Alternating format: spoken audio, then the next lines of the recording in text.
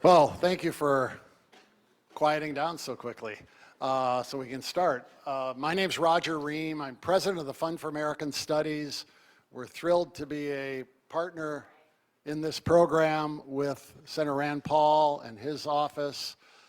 With us today, I want to introduce this couple here, Steve and Nancy Einhorn. Through the Einhorn Family Foundation, they've sponsored this program all summer. They come from Milwaukee, Wisconsin. They're general supporters of programs to try to get discussion going on important ideas, particularly with young people. And so we're just thrilled to have interns from Capitol Hill and off the Hill here today. We've got an interesting program. If you want to know more about the Fund for American Studies, our website is TFAS.org. You can find out about our programs for high school students, college students, and young professionals. And I know many of you are in our program this summer. I'm now going to turn things over to Senator Rand Paul of Kentucky. Obviously needs no introduction, but he was an ophthalmologist with a practice in Bowling Green before deciding that he needed to go into public service to represent the people of the Commonwealth of Kentucky on important issues from government oversight to limiting government to its proper constitutional functions, to fiscal responsibility, and promoting liberty, economic freedom, and peace throughout the world. So he serves on Homeland Security, Small Business Committee, and has the co-author, I think, or author with help from his wife, maybe co-author of The Case Against Socialism, which you can no doubt still find on Amazon and should buy and read. So please welcome Senator Rand Paul. Thanks, Sergeant. Thank you. Well, thanks, everybody. Today we have a special program. It's sort of the intersection of public health and politics and science. Now, so many on the other side have said, just follow the science, follow the science. But they've regarded as any opinions that are contradictory to what they think are the conclusions as illegitimate. And I think we should hear both sides. We should hear rational, reasonable people about science. So you're lucky today to get two doctors from Stanford University with extensive histories. The media might say, oh, these people don't follow the science. Together they've authored 200 papers or more in peer-reviewed journals. Dr. Atlas worked in the White House, but also had a distinguished career, 14 years as the chairman for neuroradiology at Stanford, over 10 years as the think tank Hoover associated with Stanford. Dr. Bhattacharya has had a distinguished career as a researcher and epidemiologist. And so what did Francis Collins say to Dr. Fauci about these two? Take them down. Can you imagine a scientist saying about other scientists? He literally said this in an email he didn't want you to read that was found through a Freedom of Information Act. Take them down, because they had the audacity of proposing something, the Greater Barrington Declaration, which I'll let them tell you more about. But the thing is that this is something you need to read, explore, and understand, because what happened to us in the last 2 years with our loss of freedoms could happen again. Welcome, Dr. Bhattacharya and Dr. Atlas.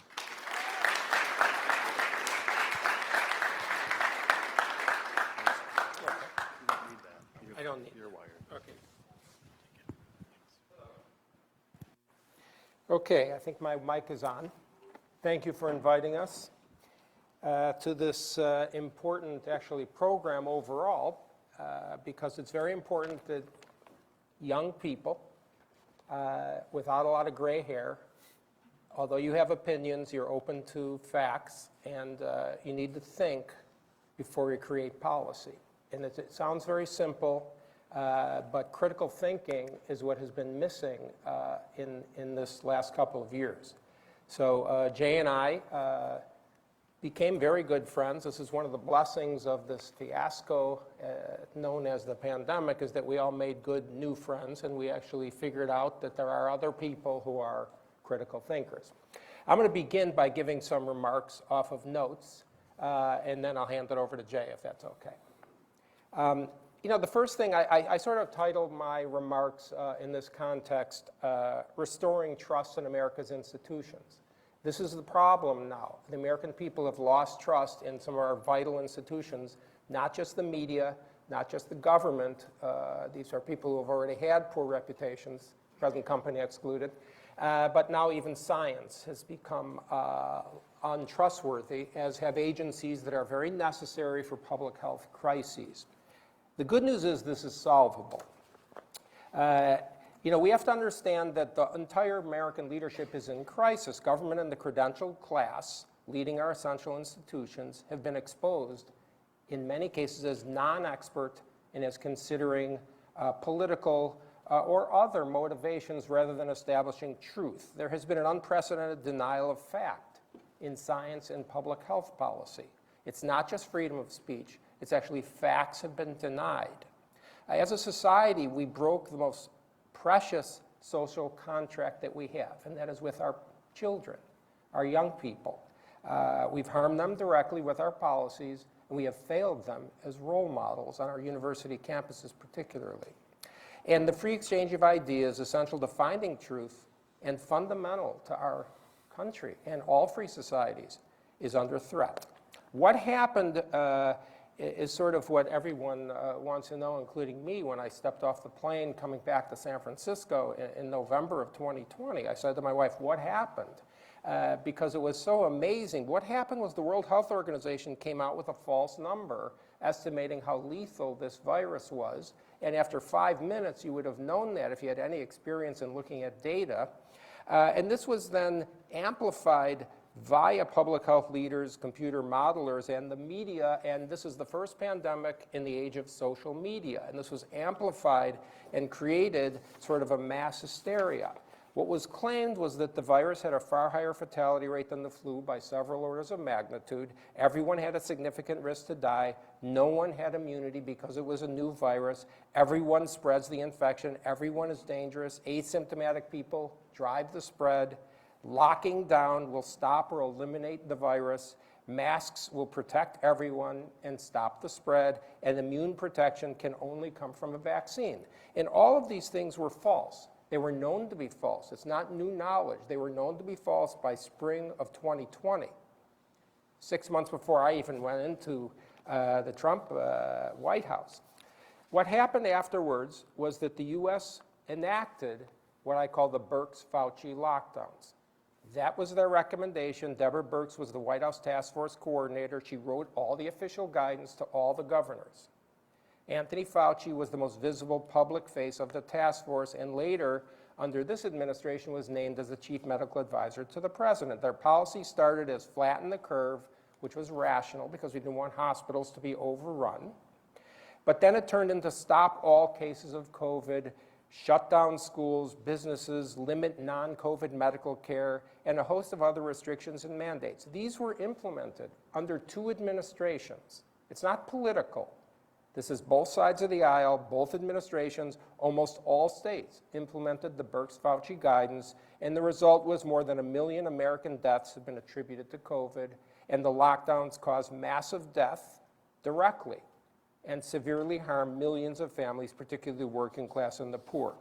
Again, the lockdowners own the outcomes. If you think that things came out well, then you support what was done and advised by Dr. Fauci and Dr. Birx. If you think they were right, this is the result. Now, the alternative was known by March of 2020. Several of us wrote this. Johnny Anides was the first to write it in March of 2020. David Katz, myself, Martin Kulldorff, Jay was speaking out about this. And then in October, 7 months later, something called the Great Barrington Declaration was written. And this is the most important document of the pandemic that my friend here co-authored, was because it allowed people to say, yes, we agree. Because at this point, the fear in the scientific community had been so strong that people were writing me from Stanford, from all over the country, saying they agreed, but they were afraid to step forward. Then there was a document released, and the document by Martin Kulldorff, Jay Bhattacharya, and Sunetra Gupta from Stanford, Harvard, and Oxford allowed people to say, we agree, this is credible. We have to understand the data is flawed. All the data is flawed because PCR tests, which were defining if people were sick and needed to be quarantined, 97% of them were detecting virus that was not contagious. That was known in the spring of 2020. That was ignored. Hospitalizations and deaths from COVID have been grossly exaggerated. It's not minimizing the virus to look at the data and say that more than 50% of hospitalizations from COVID are not from COVID because they just were on a positive virus test. They were not sick with COVID. Same thing with deaths. The CDC says that more than a third of deaths in young people from COVID were not symptomatic from COVID. They couldn't have plausibly been from COVID. The risk, we all have to understand, was not just older people, it's older, sicker people. 2/3 of deaths in the United States are in old people with greater than 6 comorbidities. This is information that needs to be understood before we can talk about what went wrong. Spread from children was known since spring of 2020 to be extremely low. From dozens of countries, this data was ignored.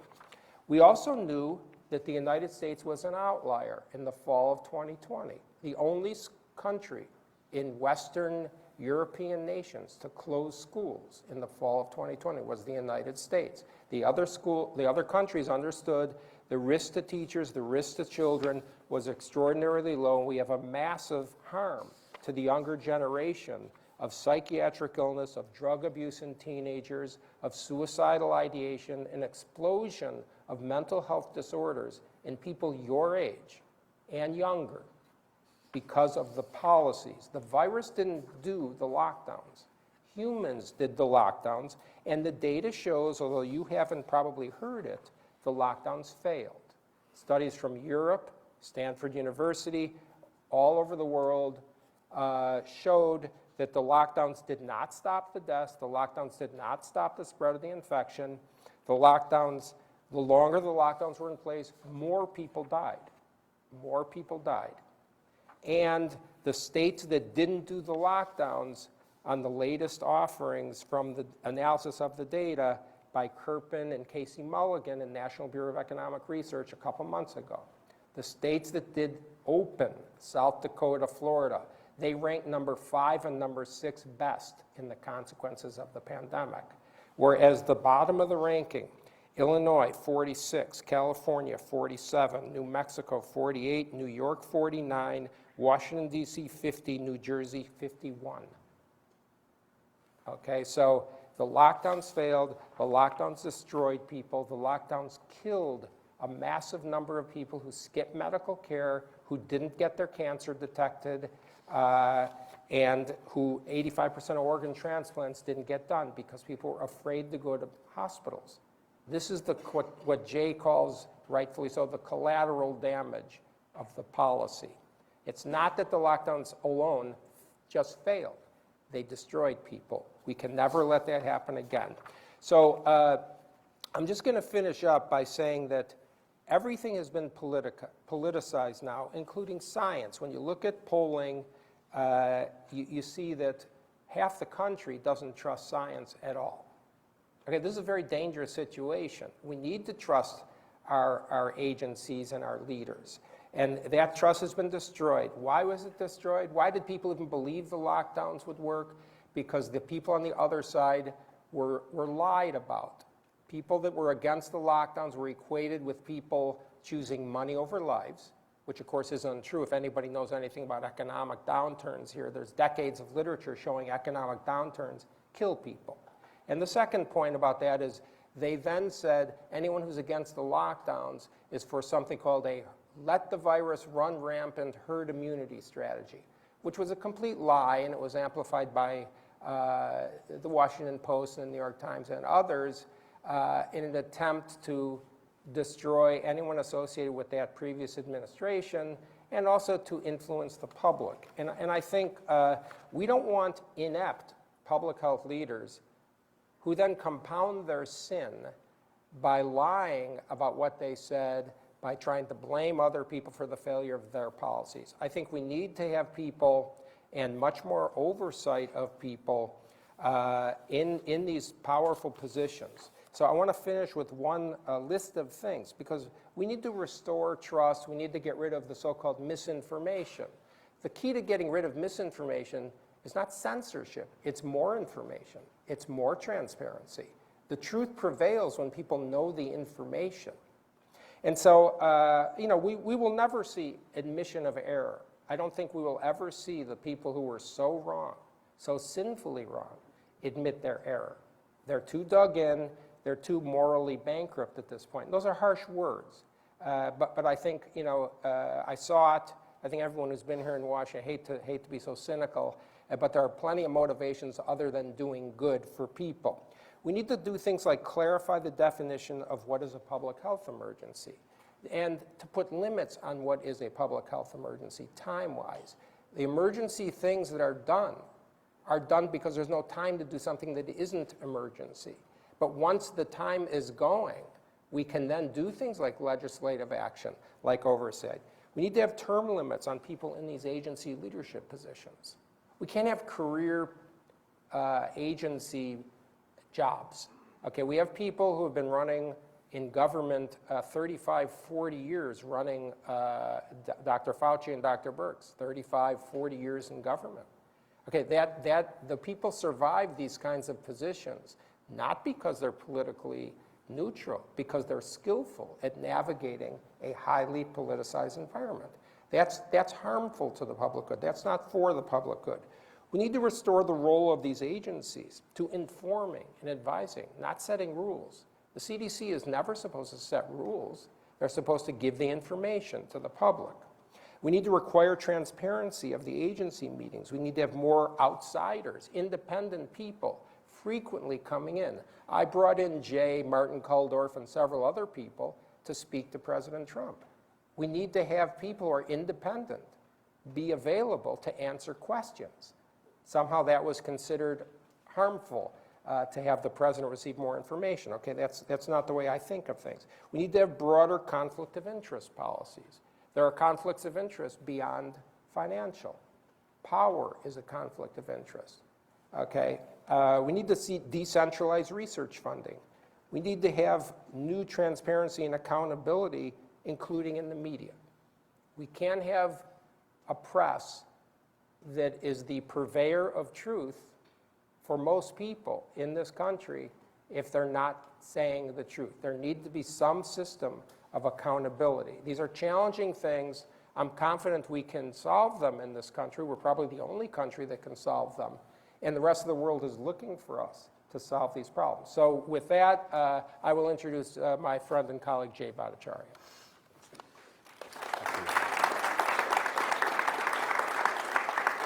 So I was going to talk about some of the misinformation that has been put out by our official agencies, but Scott actually did a fantastic job covering a lot of that ground. Maybe you can ask questions about the science about this. So instead what I'm going to do is I'm going to just focus with just a few brief remarks about what happened in the scientific community that led to the problems that Scott talked about. So I've been a professor in the medical school at Stanford for over 20 years. And I have never in my life seen such a closed down environment where dissent by scientists was discouraged. Normally in science, if you think back to when you took science in high school or in junior high or whatever, I remember when I was back then, I thought about science as, oh, I have to learn this fact, I have to learn this fact. And the Earth is 93 million miles from the sun, right? That's a fact. But that actually is not science. That's the fossil record of scientific achievements of the past. Science actually is a discussion, a heated discussion, an argument between bright people who want to learn about the world. And it's tempered by data, it's tempered by experiments, and it's incredibly fun. That's what the life of a scientist is. It's discussion and debate. You publish papers essentially as salvos in a communal attempt to figure out how does the world actually work. During the pandemic, that kind of give and take between scientists essentially was ended. And the result was the kinds of misinformation that Scott talked about, right? So for instance, the idea that if you are recovered from COVID, you don't have any protection against future infection or future severe infection. Well, that turns out not to be true, but for a while you couldn't say that. The idea that mask mandates are not particularly effective at slowing or stopping the spread of the disease. Turns out there's a ton of evidence, scientific evidence that shows that, and some scientific reasons why that they're not particularly effective. But again, you're not allowed to say that. If you say that, you're on the fringe. The idea that we're not all equally at risk from COVID, right? So older people have a 1,000-fold higher risk of dying if they get COVID than young people. Children, in particular, thank God, are at very low risk. Well, the idea that there are large groups of people that aren't particularly at high risk from COVID was something you're not allowed to say, even though it was abundantly clear from the earliest days of the pandemic. So what happened? What happened is that a group of scientists with tremendous control over the budgets and minds of other scientists, people like Tony Fauci, use their power to silence scientific debate. And I'll just give you one example. Senator Paul sort of referenced this. In October 2020, I wrote the Great Barrington Declaration alongside two of my colleagues, one from Harvard, Martin Kulldorff, and one from Oxford University, Suneta Gupta. We argued that because there's a steep age gradient in risk, and because lockdowns are so harmful, the right thing to do, the ethical thing to do, is to protect the vulnerable, the older populations, move heaven and earth to protect people who live in nursing homes, where 40% of the deaths are. Work very hard to protect older people living in community, where 80% of the deaths have been people over 65. At the same time, lift the restrictions on the lives of young people. Let young people like you live your life normally, because we are harming you by restricting your life. We're not protecting you, we're harming you. And the premise is that we have to harm you in order to protect old people, but that I knew was not true. Many of my scientific colleagues knew that was not true. When we wrote this Great Barrington Declaration, almost 1 million regular citizens signed it around the world. From dozens of countries, people sent me translations for free for it. You can go look online. But also, tens of thousands of scientists, epidemiologists, and doctors signed the Great Barrington Declaration within days of us writing it. This created a problem for Tony Fauci, because the policies that we follow were based on this illusion that there was a scientific consensus in favor of lockdown, a scientific consensus in favor of restricting the lives of young people. I knew for a fact, from talking with my colleagues, that that was not ever true. In fact, there was tremendous debate and discussion going on among scientists under the radar screen, outside of the realm of the media, the press, people that were very much against the lockdown, but were afraid to speak up. The Great Barrington Declaration was a problem for the scientific bureaucrats that pushed the lockdowns, because it shattered the idea that there was this consensus. If you have doctors from Stanford, Harvard, epidemiologists from Harvard and Oxford writing, and then Nobel Prize winners and others signing on to this very sensible document, which basically said, let's follow the old pandemic plans, don't disrupt life, work to protect the vulnerable. Well, that's a problem if you're in favor of lockdowns, because that means that there's debate in the scientific community. 4 days after we wrote the Great Barrington Declaration, the head of the National Institute of Health, Francis Collins, wrote an email to Tony Fauci calling the three of us who wrote the Great Declaration fringe epidemiologists. Fringe epidemiologists. By the way, I now have a business card somewhere that says fringe. I'm going to write fringe epidemiologists. I think it's better to be at the fringe nowadays, if you ask me, but that's another thing. And then he called for a devastating published takedown of the premises of the Declaration. 4 days, literally 4 days after he wrote it. I started getting calls from reporters asking me why I wanted to let the virus rip. Those words don't appear in the Declaration. They never crossed my mind. I am a doctor.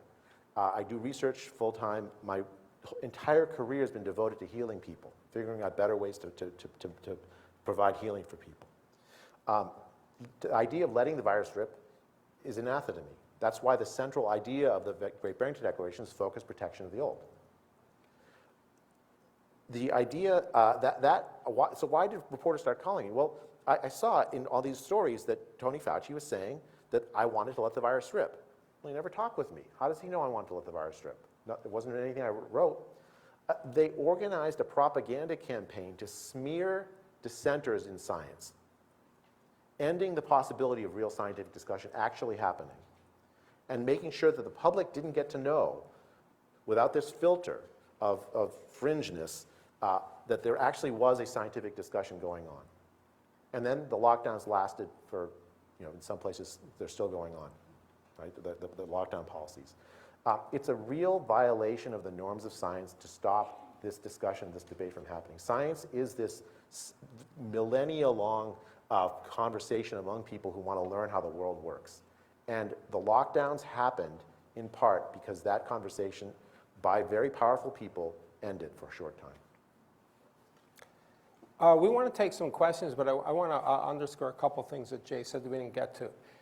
First of all, people have to understand that the pandemic policy, the management of pandemics, was never lockdowns. It was in fact written and well known that lockdowns didn't work and were harmful. That was the status quo. So it was a complete change to say suddenly we're going to do lockdowns. That was the risky strategy. That was the sort of strategy that was not based in science. And the second thing is that lockdowns and the management in the White House task force, that was the official White House task force of the Trump administration and then continued the same strategies, was unethical. Unethical is even worse than immoral, okay? Unethical is violating the standards of public health. Why were lockdowns unethical? Because public health policies are supposed to protect, number one, the most vulnerable. Okay, that means children, elderly, and the poor.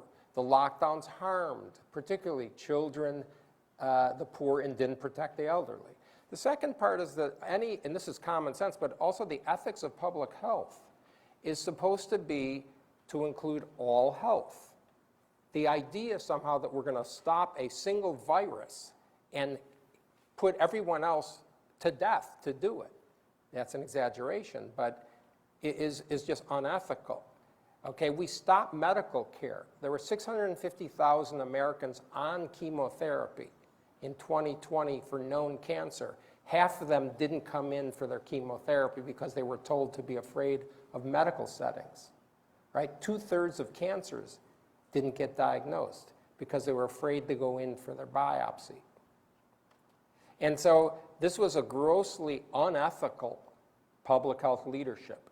And you don't have to be a scientist to understand these kinds of numbers, okay? These kinds of numbers are a gross failure of what was done. We can never let that happen again. And we need more ethical oversight, I think, of the leadership of public health, of our public health agencies, of our NIH, and we're not going to talk about the ethics of gain-of-function research. That's another topic. But, we have been missing in this country, at least during the past couple of years, the discussion of the morality and the ethics of what was done as we harmed a whole generation. I think we should take some questions. There's some in the back. Please wait till you get a microphone and identify who you are and where you're from. Thank you. Good afternoon, doctors. My name is Joshua Replogle, and I attend the University of St. Andrews in Scotland, and I am part of the TFAS program. I'd like to ask a question in regards to the school lockdown points that you made in Europe. I was in Europe at the time. They did, in the fall of 2020, they did have open schools, but later they also went for a second and a third and a fourth national lockdown. So I feel like your point, I'm not sure if you're trying to lie by omission or not. And also, I had COVID twice, so I'm not exactly sure that my previous COVID infection gave me immunity from getting it again. I'd just like to hear your points on this. Sure. Thank you. There's two things. Actually, can I take this? On schools, Sweden kept its schools open throughout the pandemic. In spring of 2020, when they kept schools open, there were no restrictions on kids' lives at all. No masks, no social distancing. Not one child died during that session at all. And a study published in the New England Journal of Medicine showed that there were lower rates of infections among teachers than in the rest of society at large in Sweden. In Scotland, Scotland was more restricted than, say, England. But of course, even England and much of the UK opened up last year. It's been a year since the opening up of the schools, whereas restrictions have continued in many blue states throughout here. Europe, as a general matter, was much more liberal in opening schools than the United States, especially blue states, have been. So that characterization is not true. There was no, I mean, 5 minutes for a talk. It's not. There's no lie by admission. Having a conversation, right? The other point about immunity, the immunity is like other coronaviruses. Coronaviruses there's 4 or 5 others in common human circulation.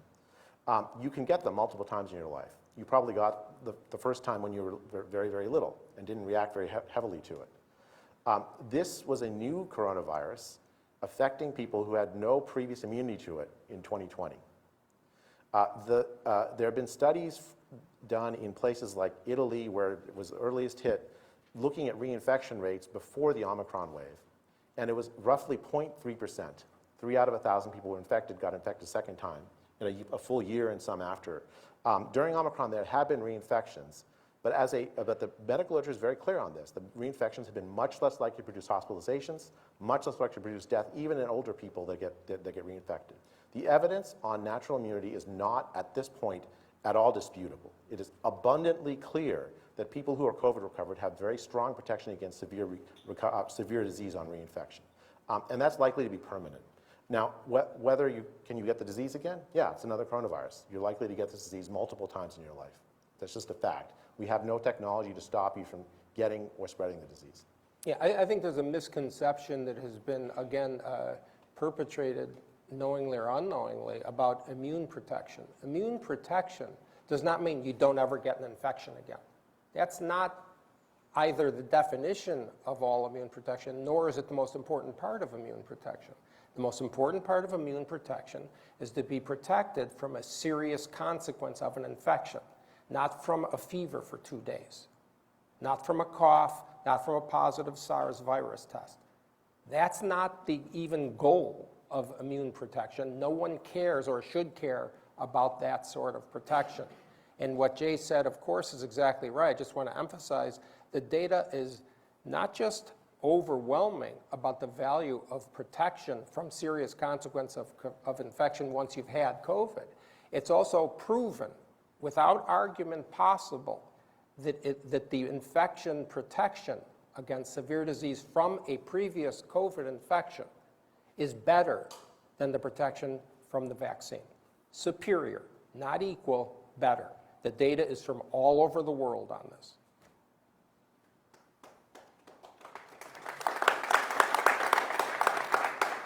There's so many people. Jay, you call on the people. Okay. Hi, thank you so much. My name is Bethany. I am currently a student at the University of California, Irvine. My dad actually works for Pfizer, so it was interesting to see his stance as well and see how it kind of differs but also aligns. So I was curious what both of your stances are on, one, the effectivity of the vaccine, which you spoke about a little bit, as well as the effectivity of boosters for people who are considered immunocompromised, because obviously there's some mandates at UCI in particular requiring boosters even for college students. Yeah, so when the vaccine, the Pfizer vaccine and the Moderna vaccine were approved for use, I was ecstatic, because I viewed and still view these as enormously amazing achievements of science, like one of the few bright spots, I think, during the pandemic of science. The question then is, how do you use the vaccine given what we know about it? In December 2020, what we knew about the vaccine was that it was very effective at stopping symptomatic disease, symptomatic infection for about 3 or 4 months. Now, that's interesting, but it's not epidemiologically the key thing. So there's 2 possible outcomes you could look at. You can say, okay, well, does the vaccine stop disease transmission? It turns out it doesn't. It does not stop. The people that get the vaccine can get the disease. I had the vaccine and then got the disease 4 months later last year. Or does it stop you from dying if you get the disease? There, it turns out, is much better at that. It's much, much better at that. So that means the vaccine then is useful for focused protection. That's why we prioritize. For protecting people who have a risk to die. Yeah. That's the value of the vaccine. It stops people from dying over a period of at least 6 to 9 months. It's hard to, we don't have this for a long time, for people who have a risk to die. But again, what Jay said, and I'm going to let you finish, but it doesn't stop you from getting the infection, and this is particularly relevant now when we have these so-called variants, because the data, the factual data in the literature is that the Omicron variants, you get protection from getting the infection from the vaccine for 30 days. 30 days. This is New York data and Denmark data. And so if you are trying to give a vaccine to protect others because it's going to stop you from spreading the disease, that's a false premise. It doesn't work that way. Because if it takes 30 days for your vaccine protection to go away, and it takes 2 weeks for your body to generate antibodies from the vaccine, okay, you must be postulating a scenario where you're going to get a vaccine booster every 2 weeks. I mean, just think about that. And so the vaccine does not protect you from spreading the infection. It is not of public good to get the vaccine. It is a personal protection. It stops you from dying if you have a risk to die. Okay, go ahead. I think, so I have a PhD in economics, right? So let me just talk about what Scott just said. When would you do a mandate? When is it, like, who in the room actually was mandated to get a vaccine for your school? Why? Why were you mandated? It doesn't stop anyone else from getting infected. You're not protecting other people from it. In economics language, I would say that if a vaccine that stops other people from getting the disease generates a positive externality, then you might want to do a mandate. It might be possible, like if there might be groups of people that refuse to get it that then keep the disease spreading around. Yeah, it makes sense. But you have a vaccine that doesn't stop disease transmission. There's no argument for a mandate. There's no positive externality, very small positive externality at best. And for you all, the benefit is relatively small for the vaccine. I mean, it might be worthwhile. I'm not saying don't get the vaccine if you're young, but I'm saying that it should be a personal decision between you and your doctor, not something that's forced on you by your school or by social pressure.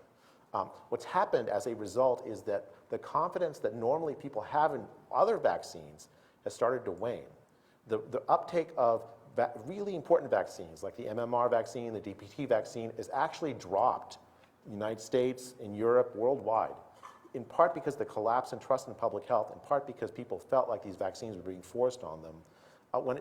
If all we had done is followed what the science actually said, what the vaccines could do, this would have just been seen as a tremendous achievement that saved a huge number of lives. Instead, we have this really unfortunate debate that I think has led to a reduction in trust in vaccines. I just want to make a point. In October of 2020, the CDC published a statement on their website saying, quote, "It is illegal and unethical to require testing of students who don't want to be tested or if their parents don't want them to be tested," unquote. That was testing because there was no vaccine in October of 2020. That was said to be illegal and unethical by the CDC. Okay, now we have almost every university in the country, as you see by the hands that were raised, required not just testing, but vaccines and boosters. Healthy children, healthy young people in their teens and 20s do not have a significant risk from COVID. That's a fact. That's not arguable. Some things, by the way, science is arguable, except the earth is round, okay? There are scientific things that have been established. You say, so false information, denying truth, denying natural immune protection from having had an infection. This is fundamental biology that everybody here learned in AP biology in high school. It's not medical school. So we can't deny fact just because we want to allow for argument, although it is true that argument itself has been eliminated somehow, particularly, sadly, on university campuses, which are supposed to represent the centers for the free exchange of ideas. By the way, I like to say this, since we're doing random association, sort of, but You know, the role of a university, to me, the most important role is to teach critical thinking. Every fact you can learn from a book. You have to learn critical thinking. How could you possibly learn critical thinking if you don't hear disparate opinions? It's literally impossible. And so I think this is a big failure, and I think this is one of the goals, hopefully, of this seminar and maybe other things that are being put together. You have to hear the information, and then you think it through yourself. You're all smart enough, and you figure out, you know, by looking at the data and becoming dependent on yourself more than credentialed people, really, what the truth is. All right, more questions? Sure. Thank you, doctors, for your time. Peter Lehrman from Duke University. My first question is, to what extent, why were therapeutics kind of written off so early in the pandemic? You had things like hydroxychloroquine and azithromycin. They were kind of initially written off. And then also, what can we expect from future variants? Can we declare this pandemic endemic now? So I think one of the big scandals of the pandemic is the underinvestment in evaluation, of rapid evaluation of off-patent drugs. You know, we did a Operation Warp Speed to generate the vaccines very, very quickly. The same group, the NIAID, led by Tony Fauci, also had responsibility over the evaluation of repurposed, cheap repurposed drugs like fluvoxamine, like ivermectin. I don't think hydroxychloroquine works, by the way. But drugs that were already FDA approved, by the way. Yeah, it's very easy and rapid to do a clinical trial on drugs that are already FDA approved. And that information could have been known in the spring of 2020. And, you know, you had drug companies like Gilead running trials on remdesivir within a month or two of the disease going.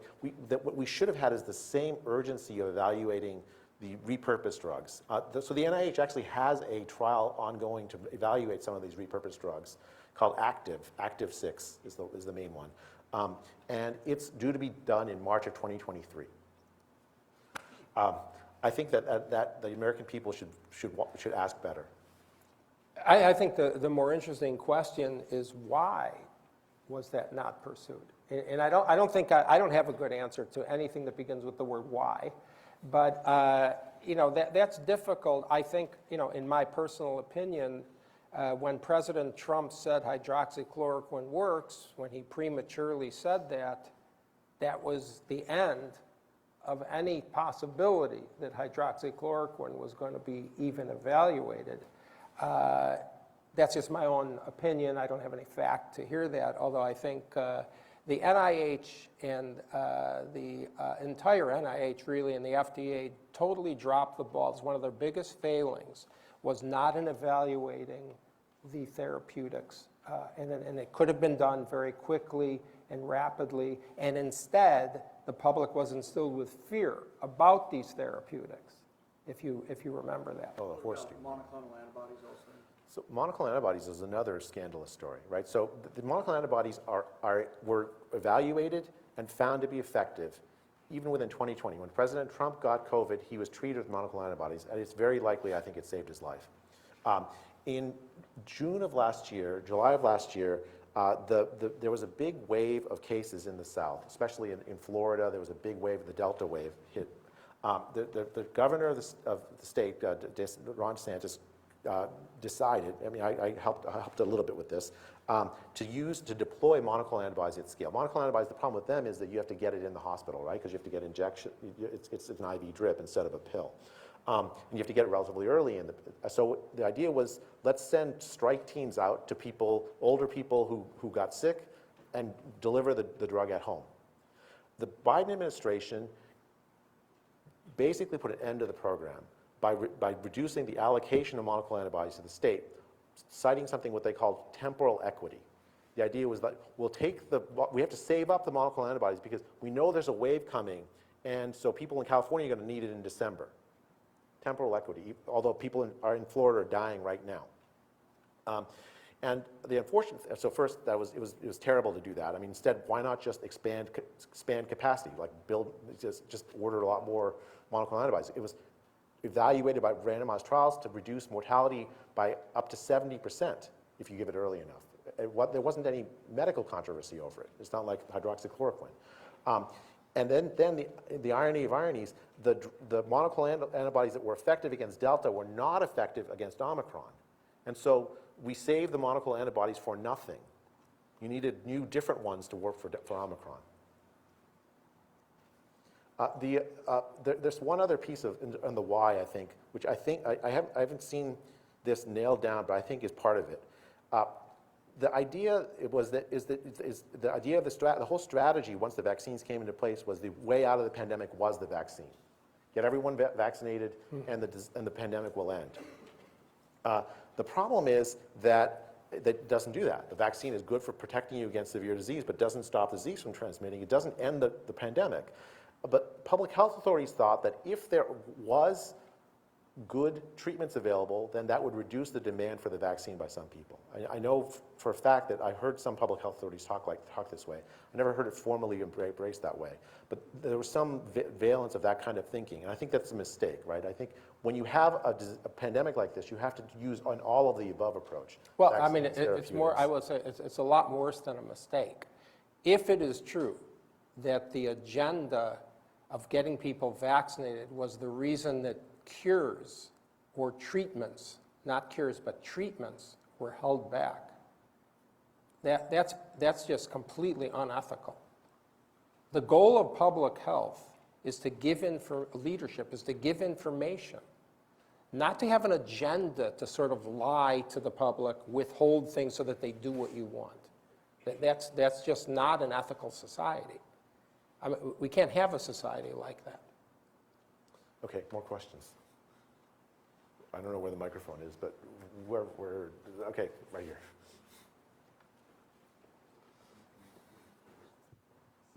Thank you, doctors. My name is Ryan Carrero. I attend the University of Michigan, and I also work for Senator Chuck Grassley here on the Hill.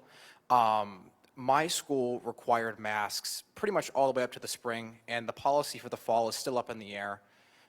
Do you think there's any legitimate public health reason to continue mask mandates in school or in any other setting?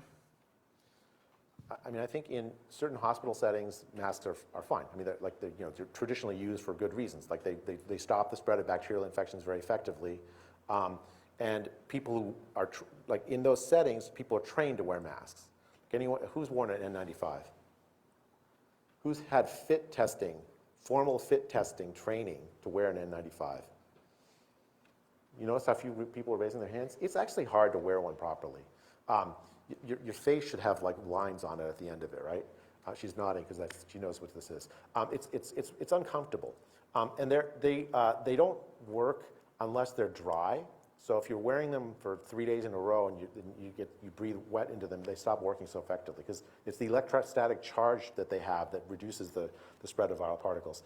Anyone wear a cloth mask? How about a surgical mask? Anyone with glasses wear a surgical mask? You know how like your glasses get fogged up? That's aerosols escaping up the top, on the side, everywhere. The aerosols have the virus in them. The mask mandates failed because people don't really know how to wear masks properly. It's not their fault because it's just a painful, horrible thing to like learn how to wear these masks properly. And because we recommended masks that don't work. And as a result, you can look at graph after graph of places that imposed mask mandates. You know, my school also imposed a mask mandate versus places that didn't, and you see almost no difference. We decided to put all our eggs in this basket of this policy that was guaranteed to fail. Because up to 2020, the consensus in the medical literature was that masks didn't work on the basis of a dozen or more randomized trials in community settings and elsewhere, that it didn't stop the flu and other viruses. Masks don't work for viral infections. That's proven. It was proven before this pandemic. It was proven with influenza virus, which is roughly the same size, diameter, as this virus. That's been proven. It was written in the CDC in May of 2020. They did a compilation of all studies on masks up to that date. And it's been further proven with this virus by testing of this virus in randomized controlled trials.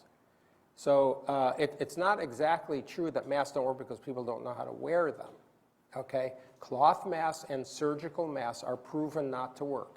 I don't know if anybody here has a parent who's a doctor. but I've done hundreds of medical procedures wearing a mask. Why are masks worn in hospitals? Because masks stop people during procedures from spitting into a sterile wound, into an incision, from coughing.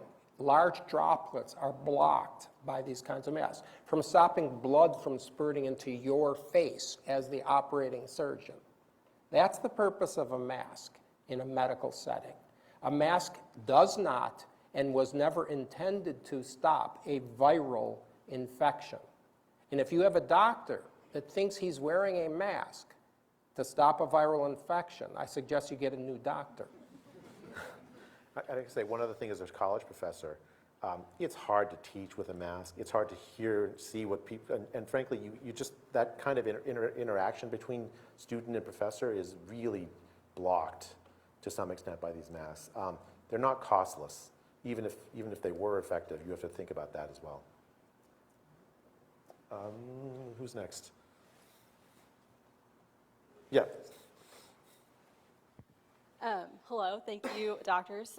My name is Aditi. I'm a second-year medical student, and I worked as a patient care technician on a COVID floor during the pandemic. It seems to me that whenever doctors share what they see, like regardless of their agenda on either side of the aisle, they're accused of spreading propaganda. And so I guess my question for you is, how can we improve transparency when doctors are punished for sharing what they see in real time, and how can we improve patient trust? Thank you, Aditi. Well, I mean, this is one of the big issues, really, because trust has been lost even in doctors. And doctors previously had one of the highest rated professions for trust compared to politicians. And so, this is a very difficult question. I think this idea that has been taking hold in the United States about people going after those with going after their medical licenses, who have spoken out about what they wanted to do, that is what's caused a lack of trust. The idea of trust, I sort of go back to the most obvious cure for it, is transparency of information. Okay. People are thinking individuals. They're not subjects in an experiment in the United States.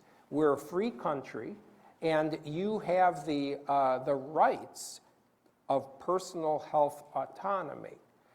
So I don't think it's dangerous to have doctors give their opinions. If you don't like their opinion, go use another doctor.